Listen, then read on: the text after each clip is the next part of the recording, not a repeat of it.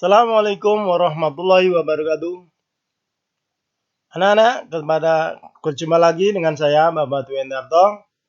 Pada kesempatan kali ini, kita akan mempelajari tentang aplikasi turunan fungsi trigonometri mengenai fungsi naik, fungsi turun, dan nilai stasioner. Oke, mari kita perhatikan paparan berikut. Fungsi naik dan fungsi turun. Nah, perhatikan gambar berikut. Fungsi naik ini ada gambar grafik fungsi, ya, fungsi parabola ini, karena bentuknya parabola. Di antara interval A sampai dengan B, ini turunan pertama dari X bernilai positif. Sehingga ini jalannya fungsi seperti ini, dari A berjalan sampai dengan B di sini. Nah, sehingga ini jalannya dari bawah ke atas, ini dinamakan fungsi naik. Karena turunan pertama lebih besar 0. Kemudian pada saat X sama dengan B, nah di sini titik ini f aksen X sama dengan 0. Sehingga fungsinya di sini ini tidak naik, tidak turun. Sehingga dikatakan stasioner. Kemudian pada interval B sampai dengan C, ini berjalannya turun ke bawah. Sehingga f aksen X bernilai negatif. Nah, ini sehingga dikatakan fungsi turun. Nah, dari gambar ini bisa kita simpulkan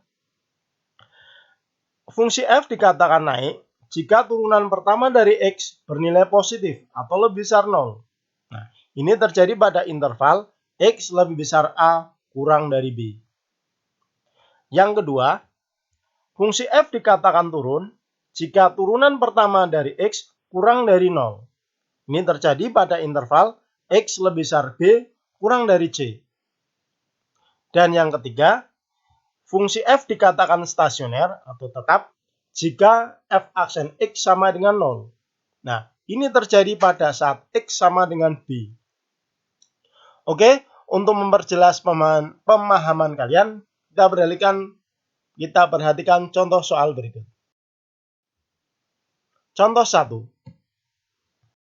Diketahui fungsi X, diketahui fx sama dengan sin X untuk X lebih besar sama dengan 0, kurang dari sama dengan 360 derajat.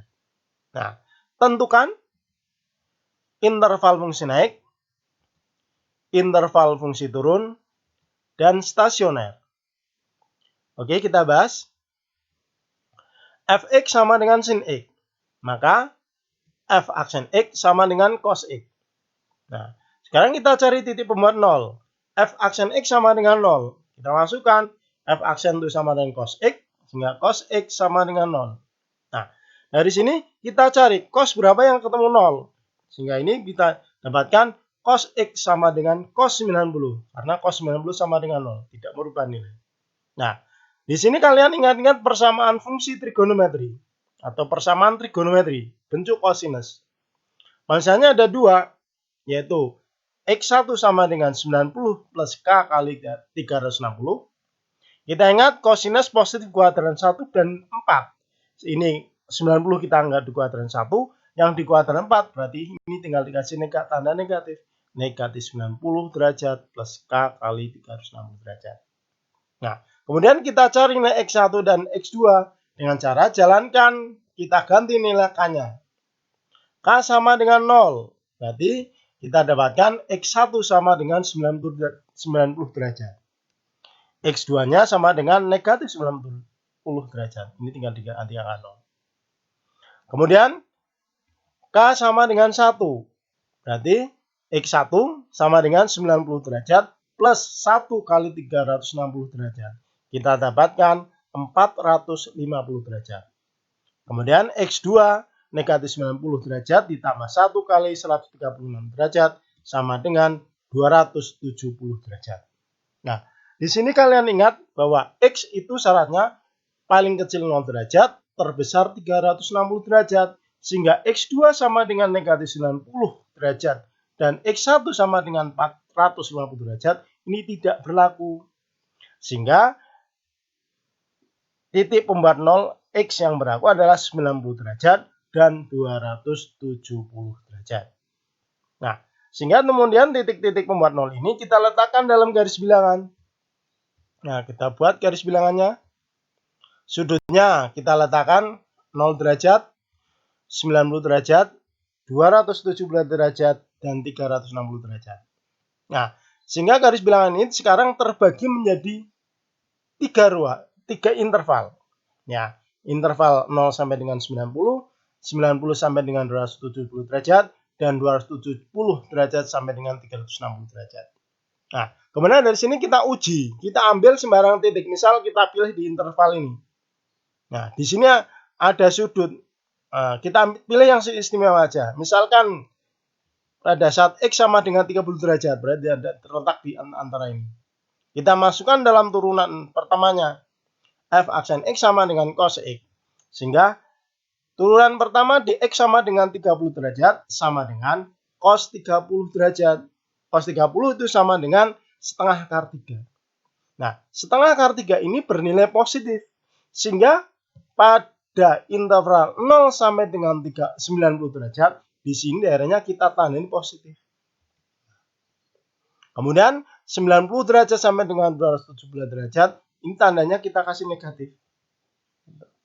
Dan 270 derajat sampai dengan 360 ini bertanda positif. Nah, begitu. Nah, kemudian dari sini kita ke yang ditanyakan. Interval fungsi naik. Interval fungsi naik syaratnya turunan pertama bernilai positif. Nah, kita lihat daerah yang positif. Itu ada dua, yaitu pada interval 0 sampai dengan 90 derajat dan 270 derajat sampai dengan 360 derajat. Tinggal kita tuliskan intervalnya. Sehingga fungsi naik terjadi pada saat X lebih besar 0 derajat kurang dari 90 derajat atau X lebih besar 270 derajat kurang dari 360 derajat. Itu interval naik. Kemudian yang kedua, interval fungsi turun. Interval fungsi turun syaratnya turunan pertama bernilai kurang dari 0 atau bernilai negatif. Nah, dari yang negatif kita lihat di sini. Terjadi pada saat interval 90 derajat sampai dengan 270 derajat. Sehingga fungsi turun terjadi pada saat X lebih besar 90 derajat kurang dari 270 derajat. Begitu. Nah, kemudian nilai stasionernya. Stasioner itu syaratnya turunan pertama sama dengan 0. Nah, turunan pertama sama dengan 0 itu terjadi pada saat X sama dengan 90 derajat dan X sama dengan 270 derajat. Demikian pembahasan soal nomor 1. Oke, untuk memperjelas pemahaman kalian, kita perhatikan contoh 2. Oke, contoh nomor 2.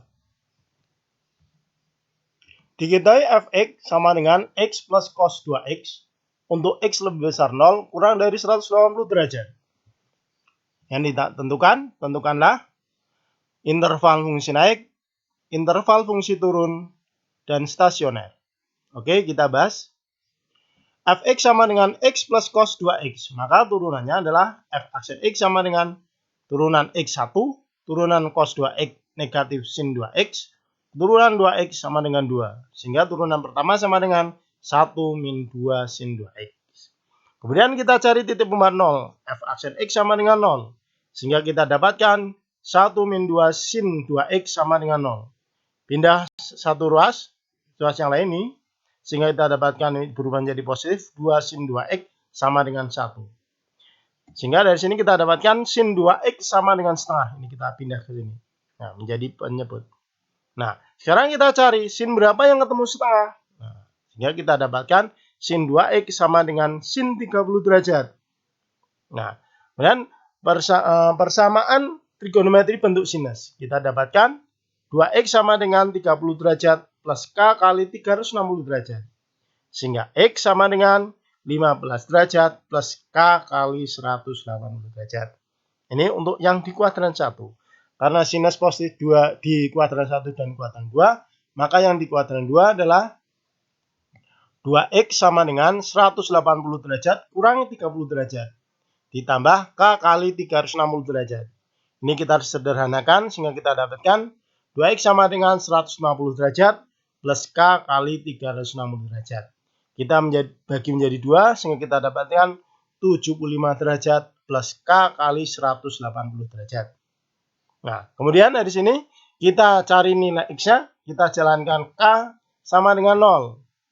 Sehingga kita dapatkan X sama dengan 15 derajat, dan X yang 2, 75 derajat. Ini kita kali 0, K-nya. Kemudian kalau K kita kali 1, berarti X-nya sama dengan 15 derajat plus 1 kali 180 derajat, kita dapatkan 195 derajat. Nah, kita lihat di sini, X itu paling kecil 0, paling besar 180. Sehingga ini sudah tidak berlaku. Nah, sehingga titik pembuat nolnya adalah X sama dengan 15 derajat dan 75 derajat. Nah, kemudian nilai X ini kita letakkan di garis bilangan. Nah, kita buat garis bilangan. 0 derajat, kemudian ini di sini 15 derajat, 75 derajat, dan 180 derajat.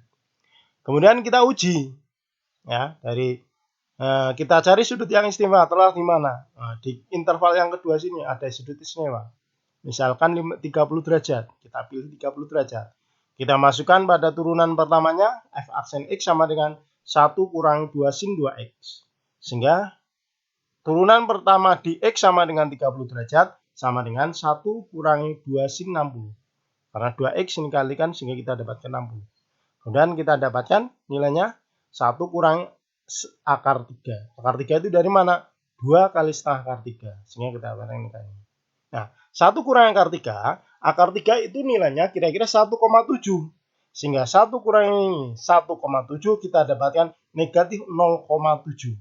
Nah, di sini terdapat bilangan negatif. Sehingga pada interval 15 sampai dengan 75 derajat, ini bernilai negatif turunan pertamanya. Kita tandai negatif. Nah, berarti selang sebelumnya di sini ini berarti bernilai positif, dan sesudah di ini selang di sini juga bernilai positif.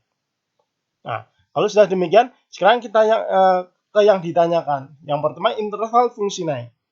Nah, fungsi naik syaratnya apa? Fungsi naik syaratnya adalah f aksen X lebih besar 0.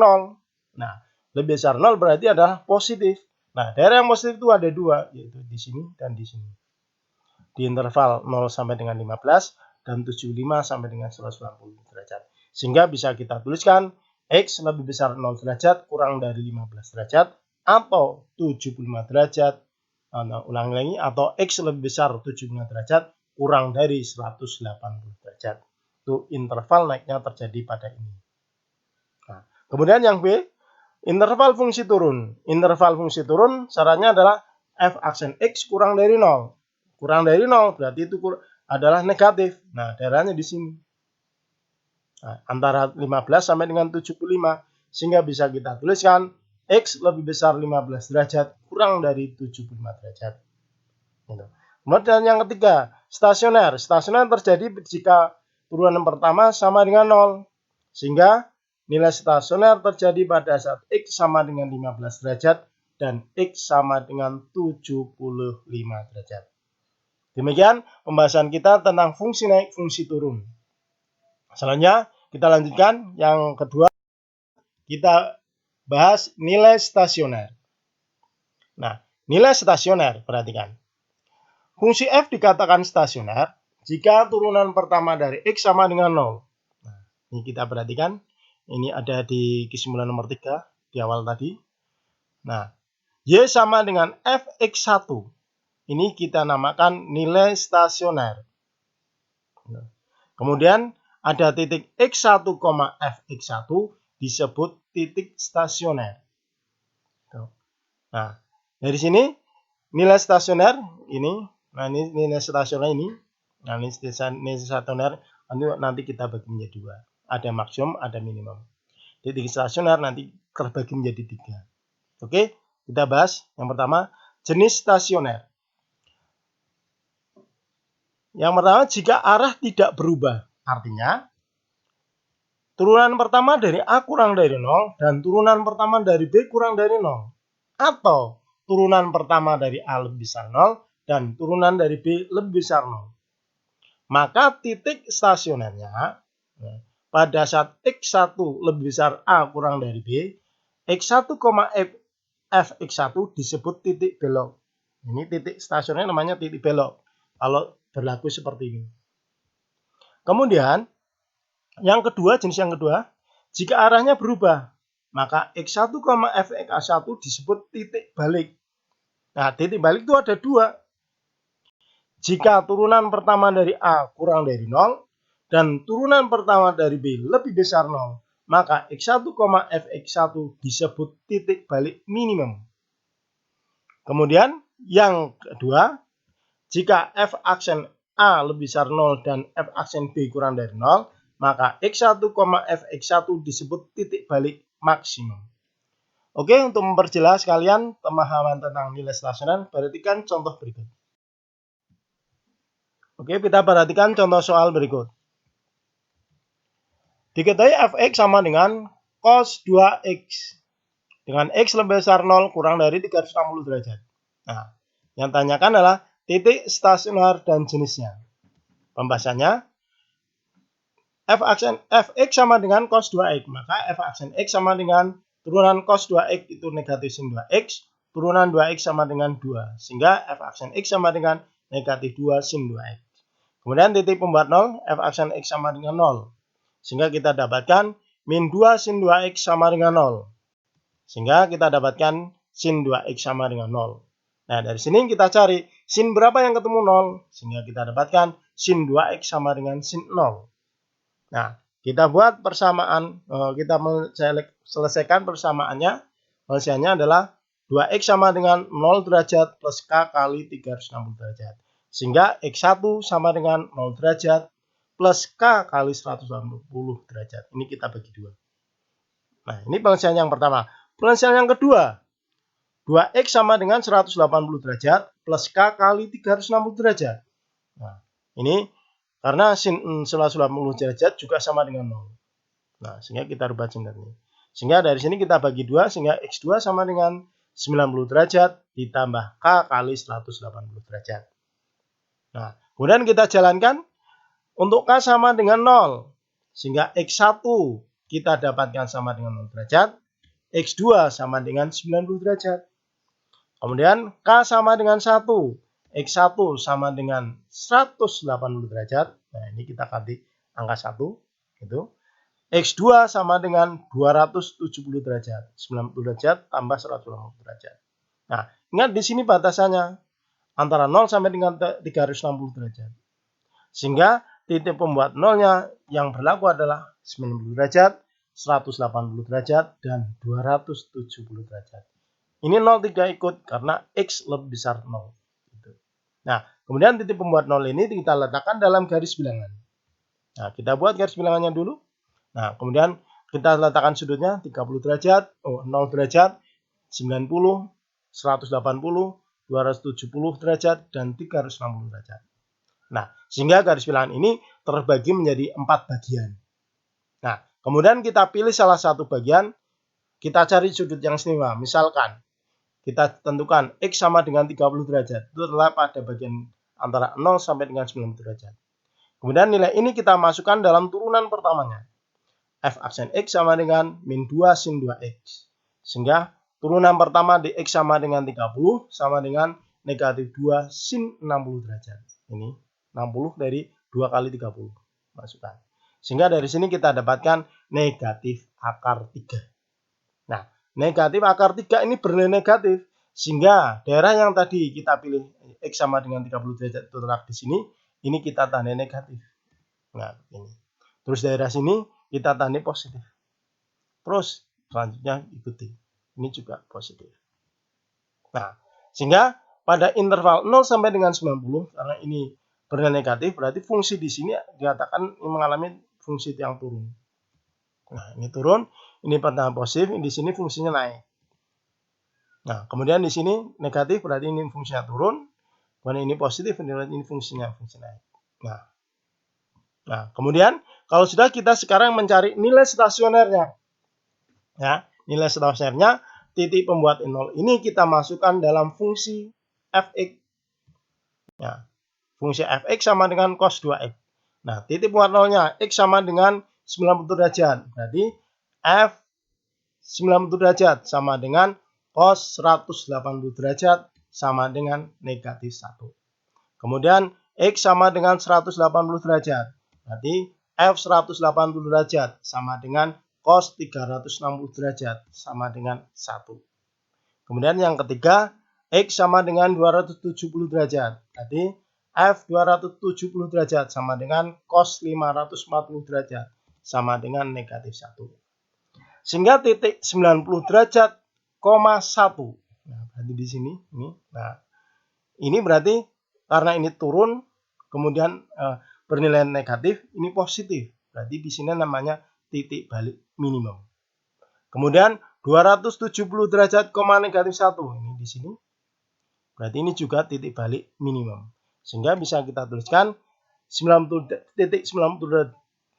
derajat, 1 dan 270 derajat, 1 disebut titik balik minimum. Kemudian yang kedua, titik 180 derajat, 1 ini telah di sini, ininya fungsinya fungsi naik, kemudian ini berhenti, dilanjutkan fungsi turun.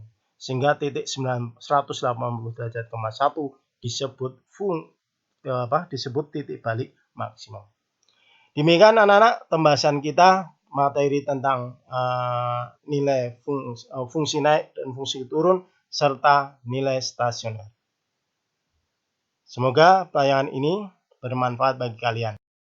Selamat belajar dan selamat berlatih. Jaga kesehatan. Wassalamualaikum warahmatullahi wabarakatuh.